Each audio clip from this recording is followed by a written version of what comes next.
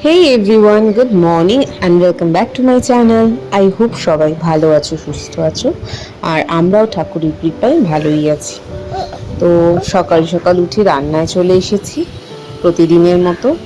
আর এই মাছগুলো দেখতে পাচ্ছ, এইটা হচ্ছে ভোলা মাছ, একটু বড় সাইজের ভোলা মাছ। আর ওখানে হচ্ছে ডাল করে নিয়েছি সকালবেলা, ডালটা মামুনি সেদ্ধ করে রেখেছিল।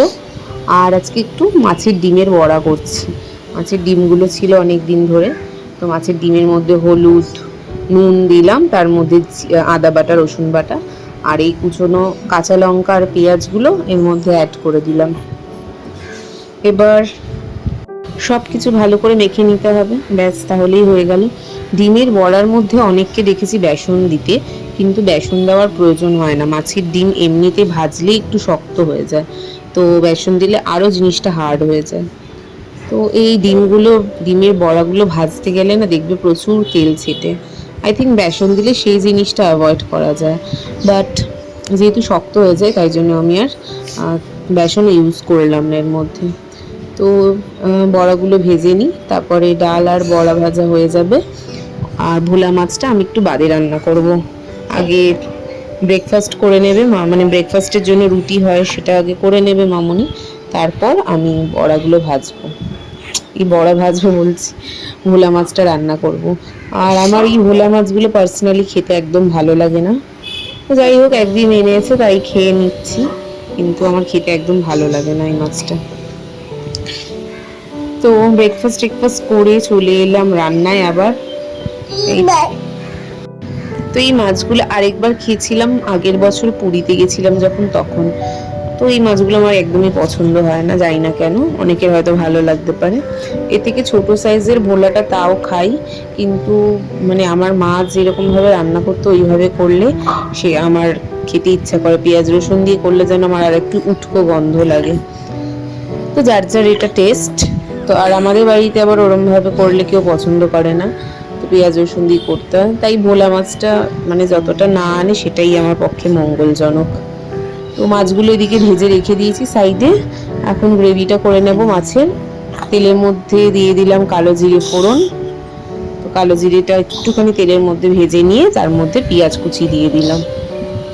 একটু বেশি করেই দিয়েছি, কারণ ভোলা মাছটা তো একদম ঝোল হয় না, একটু মাখা মাখা টাইপের হবে, মানে একদমও ঝোল থাকবে না সেরকম করবো না। আর পেঁয়াজের মধ্যে মাছে যে নুন হলুদ মাখিয়েছিলাম সেই জলটা ছিল সেটা দিয়ে দিলাম। ওই জলটা ওয়েস্ট করার কোনো মানে হয় না। তো এর মধ্যে একটু রসুন বাটা দিয়ে দিলাম, আগে রসুন বাটাটা দিয়ে একটু ভাজা ভাজা করে নেব, তারপর এর মধ্যে দেব আদা বাটা, আদা কাঁচা লঙ্কা বাটা এই সমস্ত দিয়ে দেবো। ভালো করে কষিয়ে নিয়ে টমেটো বাটা দিতে হবে, বাটা না টমেটো কুচিয়ে দিলেও হয়, আর বাটা দিলেও বেশি ভালো হয়।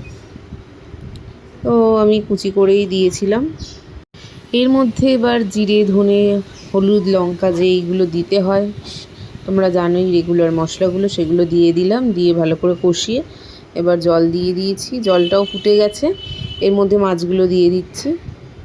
আর ধনে পাতা তো দিতে হবে, এই মাছটায় দিলে খুবই ভালো হয়, আর না থাকলে তো আর কিছু করার নেই, ছিল আমার ঘরে দিয়ে দিয়েছি। তো মাছগুলো এবার একটুখানি ফুটিয়ে নেব, আর ঝোলটা আর একটু কমে গেলে ব্যাস তাহলেই হয়ে যাবে রান্না। আর ছেলের জন্য করব চিকেন স্টু। চিকেন স্টু না, ঠিক একটু কষা কষা মতনই করে দেবো, কিন্তু মশলা কম দিয়ে। লঙ্কার গুঁড়ো টুড়ো তো এইসব পড়বে না ওর রান্নায়। আর এই লাঞ্চ করে তো ঘড়িতে বাজে এখন 9টা 5, সারাদিন বাদে এখন আবার ক্যামেরায় এলাম।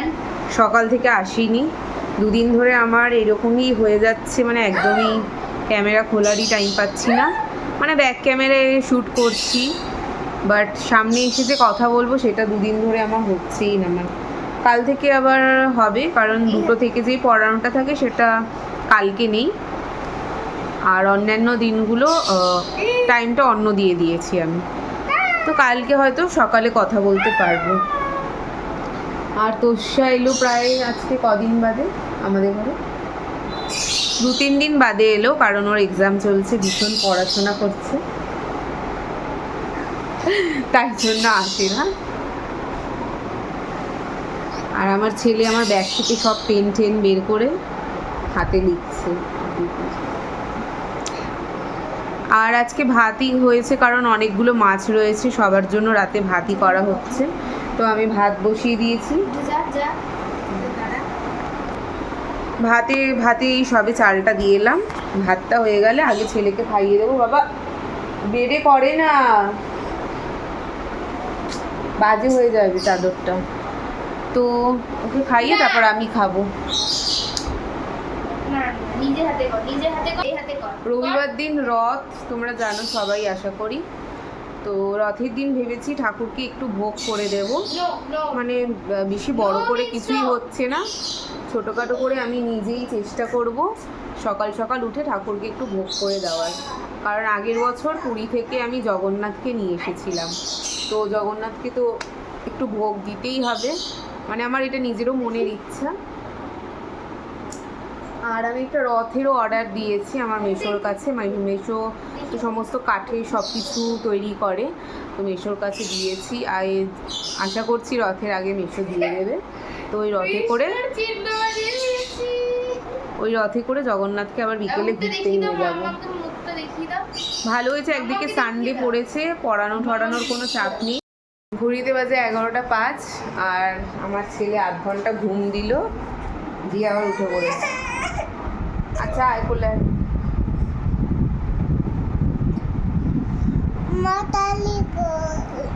মা কালী কই? আচ্ছা সবাইকে তুমি গুড নাইট বলে দাও তো। তুমি কি ঘুমাওনি তখন ঠাম্মির কাছে? চুপ করে শুয়েছিলে? ও, ঘুমানোর নাটক করছিলে? ঘুমানোর নাটক করছিল। এবার আজকেও মনে হচ্ছে 12:30-1টা বাজাবে, যতক্ষণ আমরা জাগবো। নৃত্য করবো না, মোমো চিত্তে, তারপর বলে দে নীতি। লজ্জা পাচ্ছে বেটা। তো চলো আর বেশি কথা বলছি না, এখন ও ঘুমাচ্ছিল। দাদা আগে টাটা বাই বাই। তো যতক্ষণ ঘুমালো আমি কালকের জন্য আদা রসুনটা ছাড়িয়ে নিলাম, কালকে চিকেন করব। সকালে উঠে তাড়াহুড়ো লেগে যায়, তো কিছুটা কাজ এগিয়ে রাখলাম। তো কালকে চিকেন হবে বলেই দিলাম, আর তার সাথে কি হবে জানি না এখনো অবধি। দেখি কিছু একটা করে দেবো, ভাজা টাজা, পটল ভাজা বা এসব এই ধরনের কিছু, না হয়তো সর্ষে পটল হবে, মামুনি পটল কেটে রেখেছিল, সেটা হবে হয়তো। তো চলো আর বেশি কথা বলে আজকে ভিডিওটা বাড়াচ্ছি না, আবার তোমাদের সাথে কালকে দেখা হচ্ছে। ততক্ষণের জন্য টাটা বাই বাই।